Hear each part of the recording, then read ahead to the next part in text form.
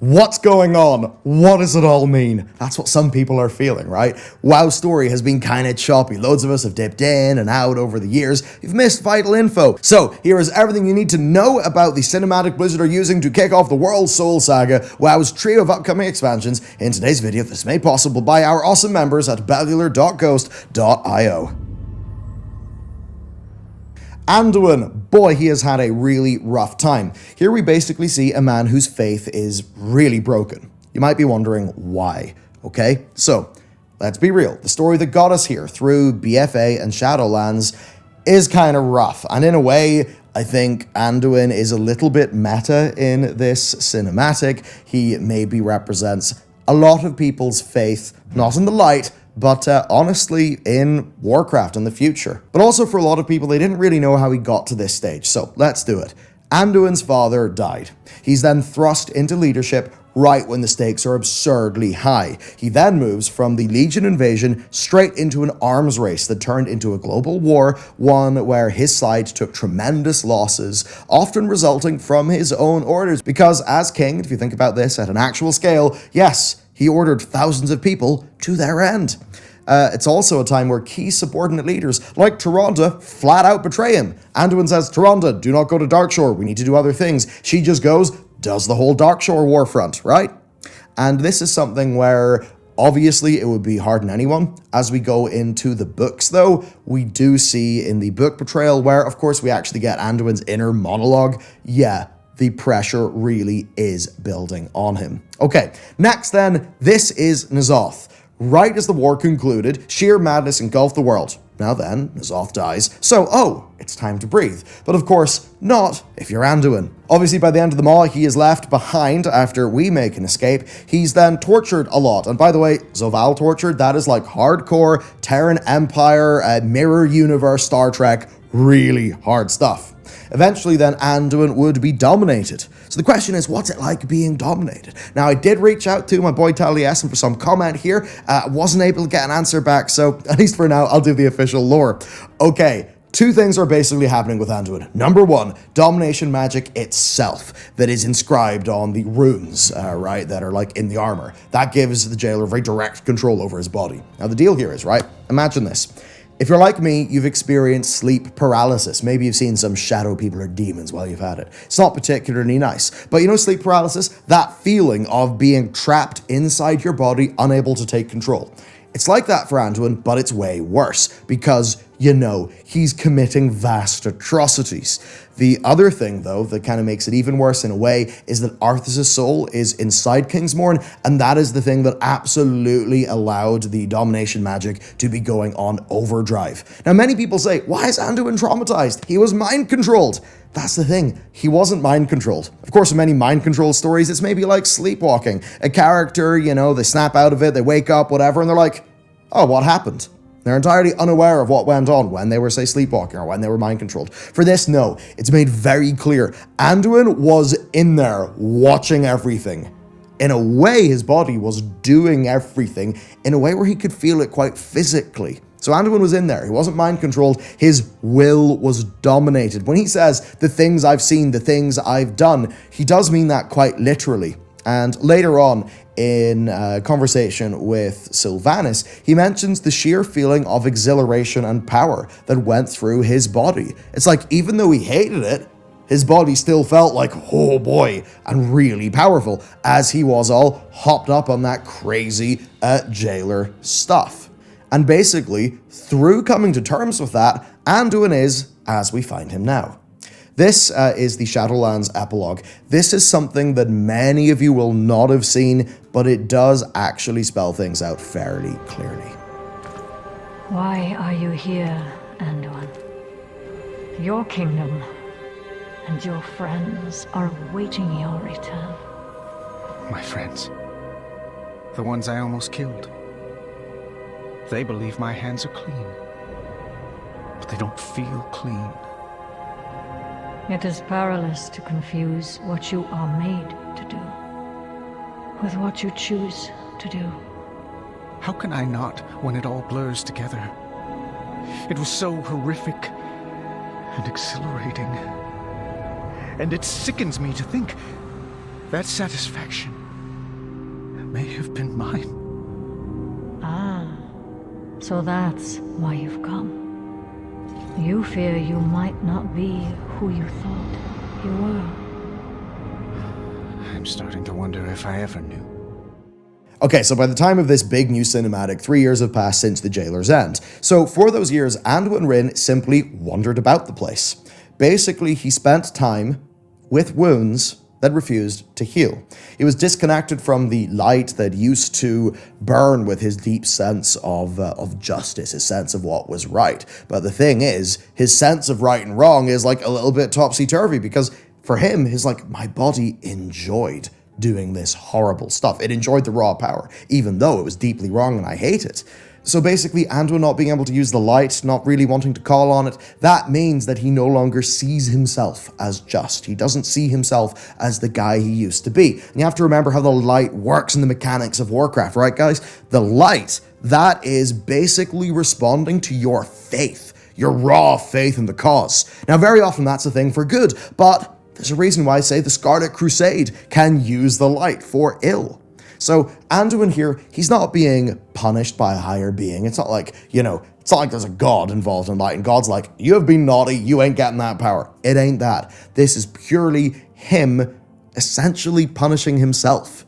It is a feeling of disconnect that is all too familiar to Thrall, who of course is our next big hero in this cinematic. Now, I want to take just a quick little minute to talk about how things are changing here. So, TLDR, we've launched our own new platform, the link's down below. There you'll find loads of written content from across BlizzCon, loads of just in-depth lore articles, 30 hours of podcasts. It's where we post our videos early as soon as they're made, as well as bonus content. There's also our members lounge, where it's been awesome to see all of our members hanging out. We can talk about what we're working on, talk about content. It's the heart of what we do. It is the core to my long-term plan to move us away from sponsors so we can always make the content that we want to make and that you want to watch free from algorithms. That's the long-term vision. Your support's been incredible. Hit up bellular.ghost.io. We'll have a proper URL soon. Anyway, thanks everybody. Let's roll and talk about the War Chief. Okay, Thrall. But to talk about Thrall, we need to talk about Garrosh. Garrosh, all that he could be. The big truth of this cinematic, something many people will have missed, is that Thrall has actually went through a rather similar story to what Anduin's went to. Thrall is one of the people who truly can empathize and understand Anduin here, I suppose much like, say, with Varrock Sarfang as well. For Thrall, it all goes back to Garrosh, right? Garrosh, all that he could be, and to Thrall's mind, all that he did, fell upon Thrall. Now, did Thrall literally make Garrosh bad? No. But Thrall did take him from Draenor, build him up, give him responsibility. Then in wrath, Garrosh was getting a bit extra. Thrall failed to rein him in, then Thrall made him War Chief, and then Thrall was basically too busy being, as we called him, Green Jesus, as WoW calls him, the World Shaman, to deal with the militarism that was really happening with Garrosh's horde. He was not there to give Garrosh counsel and to steer him away from the worst parts of his character, the weaknesses in his character that led him to the sorts of mistakes that, of course, his father made. Because to Thrall, this all deeply echoes from his father, Grommash, who, of course, made all those terrible, terrible mistakes, and does make a very large mistake towards the end, but finally does make up for it in that pretty damn incredible Warcraft 3 cinematic that we all remember. And of course, Thrall challenged Garrosh to Mak-Garra, right? It's supposed to be this honorable duel, where just two people, their weapons, fair fight. And ultimately, what happens when Thrall basically targets Garrosh, hits a few keybinds, and destroys him using the very elements of the world itself. Question to yourself, in a 1-versus-1 battle that is supposed to be all, mano el mano, is it fair for one guy to have an axe or whatever, and the other guy to go, bam, the universe has killed you? Because make no mistake, Thrall made the decision to kill Garrosh there. And ultimately, this is something that Thrall felt awful about. He felt terrible, racked with guilt. He set Garrosh on a path, and he only stepped in a Siege of Orgrimmar when it was far too late to steer him away from the dark path. Instead, he was spending time with Agra and Durak, his mate and son. So yeah, Thrall feels he screwed up, and he killed him. And by the time Legion happens, he describes Doomhammer, one of the most legendary weapons, to be a dead weight in his hand. He believes that the elements no longer heed his call. In reality, much like with Anduin himself now, Thrall was struggling with himself. He did not believe in himself, and because of that, the elements were just not something that he was able to call. Now, while Thrall no doubt feels bad, he has since came to understand Garrosh's agency in his own path. Along the way, many people stood against Garrosh, appealing to his honorable heritage. Even Anduin did this, and when he did this in Mists of Pandaria with the Divine Bell story, Anduin almost died for it. So, through this then, I think we can see the very clear respect and understanding a character like Thrall will have really for Anduin, because Anduin is in the deepest pit of somewhere that Thrall himself too once was. Anduin's response then, look, that is straight up post-traumatic stress. Now, I'm not an expert in that. I imagine most of you aren't either, but this does gel with my personal observation from listening to veterans speak about their experience whenever, something just sets it off and they are right back in the worst place that they've been, and their body takes over, right? That's what we see, I think, so incredibly portrayed by the just, honestly, like on a technical level, god tier animation here. Of course, Thrall is right, time does not heal. Separation from the events can help, but what Anduin needs is the acceptance and the understanding of his allies, not the self-imposed solitude that will only serve to isolate his pain from others and make sure it never is actually dealt with. And this is where you can see how really much in common these two heroes have. And ultimately, it is the disarming words of, I trust you, that leave Anduin in a place where he almost can't do anything but open up and be willing to move forward with how the scene plays. I think it's an amazing moment. It's obviously a different speed to the Warlords of Draenor cinematic, which I think is probably the coolest one. For me, though, this is right up there with like, I care about this world, and this has hit me. But to talk about the next journey, I think we need to talk about that sword and why, in these little Oppenheimer-like cuts, we see Azeroth. Azeroth, the soul at the heart of our world. What had been speculation for a long time was confirmed with Legion and Chronicle Volume 1, which specifically state that Azeroth is a nascent Titan world soul, very much far from her full form. Sargeras obviously developed a twisted infatuation with her since before the War of the Ancients. He tried to claim his prize, he was denied it, and very much then seemed to want to destroy her. Of course, from his perspective, it was safer to destroy Azeroth than to let her be claimed by his enemies. All of this, of course, led to chaos across the world whenever Sargeras did that stab. We had Magni and the wounds, and while, of course, the Fourth War raged, we tried to heal that. Of course, the real battle for Azeroth happened. N'Zoth, of course, went full white woman's Instagram and tried to manifest Ny'alotha into reality, only to be destroyed by us with the Heart of Azeroth and creative use of Titan mechanics. However, main a priest like I did, and beyond being a Zalapilled individual, you will know that if you type in the words Seeker when your character is in void form, it turns out the Shath Yar for Seeker is N'Zoth, which is rather ominous. Now in Dragonflight, via mechanics I explained in a video from ages ago, we basically confirm to N'Zoth what timeline would come to pass of all the timelines he could see. And that will allow N'Zoth to make plans that take into account the failure of his gambit in Ny'alotha. And remember what happened before Ny'alotha? He cut a deal with Xal'atath, the deal that saw her leave the dagger and be her own free agent. Obviously, she seems to be heavily involved in the war within. By the end of Battle for Azeroth then, Magni describes the world as being free from old god corruption. Is he right? I would say probably not. Of course, Void operatives do seem to be active, as evidenced by the shadow-scrawled coin that was mysteriously slipped into our adventure journal at the start of Dragonflight. Moving on then, Shadowlands does reinforce some things we already know. Azeroth is in fact so powerful that our boy Nepal the Chuckler, he who got the sigils, the pitier of mortals, had her at the absolute core of his plan, which, in case you acid-washed Zoval's plan from your brain, Don't worry, I almost did too. His plan was to spread his domination magic through the Zarets of every plane of existence, right? And to then just be like, I control reality, and then rewrite reality to basically have it be that everyone serves him and he's the top boss. You know, very deep emotionally driven storytelling.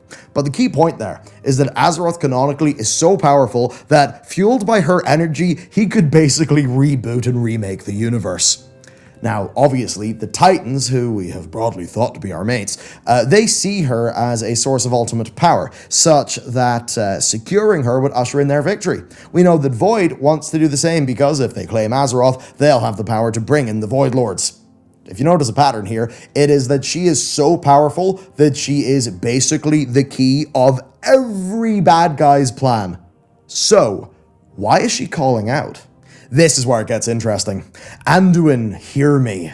It's not a lot to go off, but it's notable. We have never seen Azeroth communicate like this. You might think, what about Magni? No, it ain't like that for Magni. With Magni, it's not verbal, right? We had been told that Magni doesn't actually have Azeroth say, this is what I want, this is what's going on. It is emotions, it's feelings. That's what Magni gets. Her actually speaking is wholly new.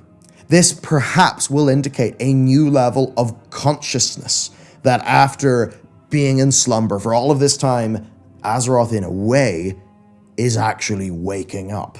Now, that might not be all. In patch 10.2, we deal with Furak. However, 10.2.5 and 10.2.7 will continue the story as it leads to the War Within. Something could happen there. Now, last we heard, Iridikron wants to pry Azeroth from the Titan's grasp. To do that, he is working with Xal'atath, who will be seemingly our antagonist in the next expansion. So basically, whatever happens from patch 10.2 to 10.2.7 to the pre-patch event of our next expansion will actually have Azeroth become conscious, which is insane. She seemingly becomes conscious. She then starts drawing notable people towards Silithus, seemingly asking for aid. Now, 11.0 takes us to Khaz-Algar and what lays below, while 12.0 sees Void attempt to claim the Sunwell, and 13.0 takes us to Northrend, where we straight up will see the Titans again. That is where things get spicy, I think.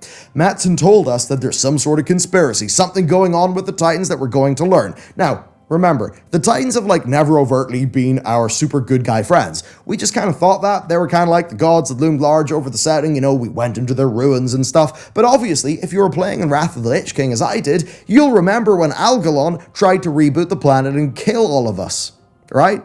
That's the sort of shit we've always known the Titans are capable of doing, really, without a second thought. So all these people are like, I can't believe the Titans are evil now. Look at things back in Wrath of the Lich King. If you played as long as I have, you can obviously see those threads exist in the game. So clearly then, there's Azeroth, who we think is a Titan, and who is our world. What's happened here, I think, is she has reached out to her champions, the likes of Thrall and Anduin.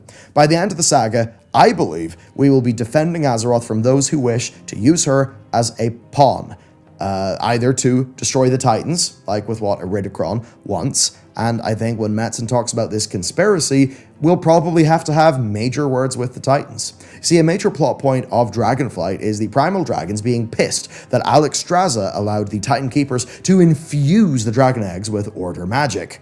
Places like the Halls of Infusion. Now, Chris Metzen said, hey, all those Titan facilities everywhere? We'll have a think about those. Okay, take a look at Azeroth. Take a look at those colors. Who's to say they're natural? Has Azeroth being infused with Order magic? Because we do actually see that happen. We literally know that Azeroth's world soul has been nurtured and influenced by Titan technology. Obviously, right, the Titans want her to wake up in a certain way. All that we previously knew, right, is Aman'Thul walks up to a planet, goes, hello there, mate, one of my fellow Titans. Up you get. And then their Titans born. Obviously, there's a process to that.